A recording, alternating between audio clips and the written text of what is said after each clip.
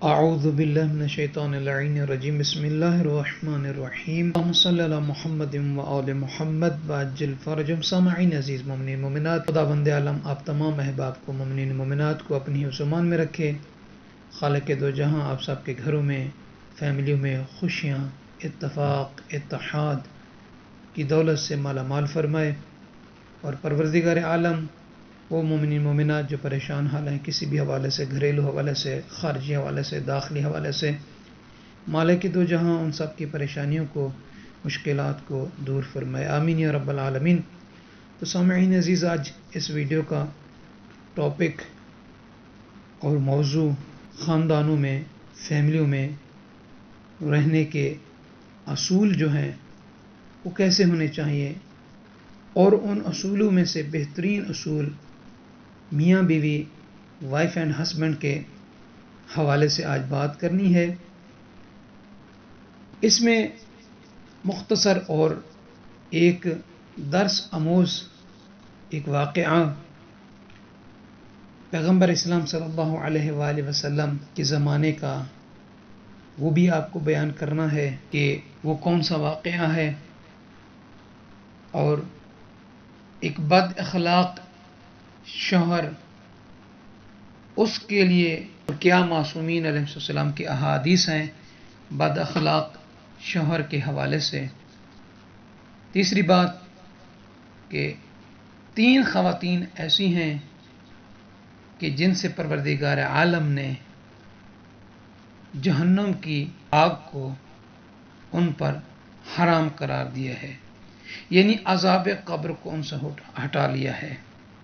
تو سامعین عزیز، ہمارا موضوع، ہمارا ٹاپک ہے بد اخلاق شوہر۔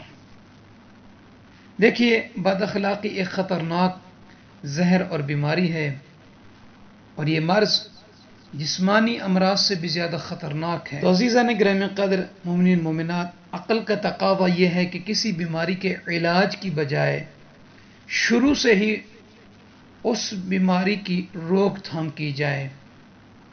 لہذا پوری زندگی ذہنی اذیت ہونے سے بہتر ہے کہ بد اخلاق فرد سے رشتہ نہ کریں۔ حسن بشار کہتا ہے کہ میں نے امام رضا علیہ السلام کی خدمت مبارک میں ایک خط لکھا کہ اے مولا، ہمارا ایک رشتہ دار میری بیٹی کا رشتہ مانگنے آیا ہے، لیکن وہ ایک بد اخلاق جوان ہے۔ یہ عزیزان گرامی قدر، امام علیہ السلام نے جواب میں حسن بشار کو ارشاد فرمایا کہ اگر وہ بد اخلاق ہے تو اسے بیٹی کا رشتہ نہ دیں۔ توجہ کیجئے گا کہ ایک بد اخلاق شوہر کے ساتھ گزارنا ایک آتش فشان کے ساتھ رہنے کے مترادف ہے۔ جیسے پتہ نہیں ہوتا کہ پہاڑ کس وقت پھٹ جائے، اسی طرح پتہ نہیں چلتا کہ شوہر بھی کسی بات پر بد اخلاقی پر اتر آئے۔ اب یہاں پہ پیغمبر اسلام صلی اللہ علیہ وآلہ وسلم کی ایک حدیث مبارک بیان کرنے کی کوشش کرتے ہیں کہ رسول اسلام صلی اللہ علیہ وآلہ وسلم کی ایک حدیث ہے کہ جس میں آقا دو جہاں صلی اللہ علیہ وآلہ وسلم فرماتے ہیں کہ 3 قسم کی خواتین سے اللہ تعالی نے عذاب قبر کو اٹھا لیا ہے، اور وہ قیامت کے دن حضرت فاطمہ الزہرا سلام اللہ علیہا کے ساتھ محشور ہوں گی۔ کون؟ وہ 3 خواتین جن سے اللہ نے عذاب قبر کو اٹھا لیا ہے۔ ان میں سے ایک عورت وہ ہے جو اپنے شوہر کی بد اخلاقی پر صبر کرے، تو ایسی عورت سے اللہ تعالی عذاب قبر کو ختم کر دیتا ہے، عذاب قبر کو اٹھا لیتا ہے۔ اور روایت میں ہے کہ حضرت محمد مصطفیٰ صلی اللہ علیہ وآلہ وسلم فرماتے ہیں کہ لوگوں میں سے بدترین وہ ہے جو اپنے گھر والوں پر سختی کرے۔ ایک شخص نے سوال پوچھا کہ گھر والوں پر سختی کرنے سے کیا مراد ہے یا نبی اللہ؟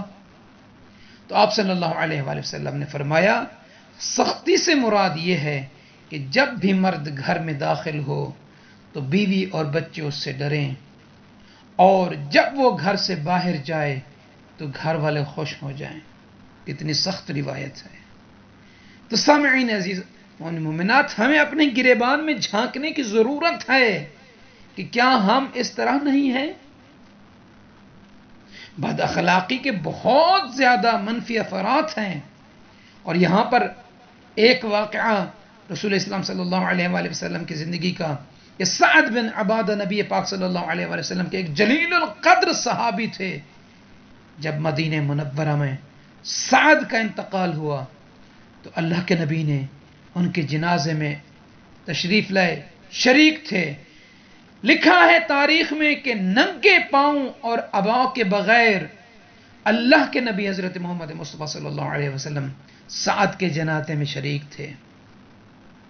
اللہ کے نبی حضرت محمد مصطفیٰ صلی اللہ علیہ وآلہ وسلم خود سعد کی قبر میں داخل ہوئے اور اپنے ہاتھوں سے انہیں لحد میں اتارا. اس وقت وہاں پر سعد کی ماں نے، والدہ نے بھی وہاں پہ موجود تھیں. ان کی والدہ نے پکار کے کہا، اے سعد، تجھے جنت کی مبارک ہو. توجہ کیجئے گا، جب یہ حالت دیکھ رہی تھی، یہ حالات، تو سعد کی ماں کے دل میں خوشی ہوئی، خوشی سے پکار اٹھی کہ اے سعد، تجھے جنت کی مبارک ہو. تو حضرت محمد مصطفیٰ صلی اللہ علیہ وآلہ وسلم، آقا دو جہاں صلی اللہ علیہ وسلم نے فرمایا، اے سعد کی ماں، خاموش رہو، سعد ابھی فشار قبر کے عذاب میں مبتلا ہے. تو اس وقت عزیزان گرامی قدر سامعین و مومنات، صحابہ کرام نے عرض کی، یا رسول اللہ، آپ نے ان کی نماز جنازہ پڑھائی ہے، اسے اپنے ہاتھوں سے دفنایا ہے، اور اب فشار قبر کے عذاب میں مبتلا ہے. نبی پاک صلی اللہ علیہ وآلہ وسلم نے فرمایا کہ وہ فشار قبر کے عذاب میں مبتلا ہے اس لیے کہ وہ اپنے گھر والوں کے ساتھ بد اخلاقی سے پیش آتا تھا. تو دیکھیں بد اخلاق انسان کی اتنی سخت اللہ کی طرف سے پکڑ ہے، عذاب ہے. ہمیں بد اخلاقی سے بچنا چاہیے.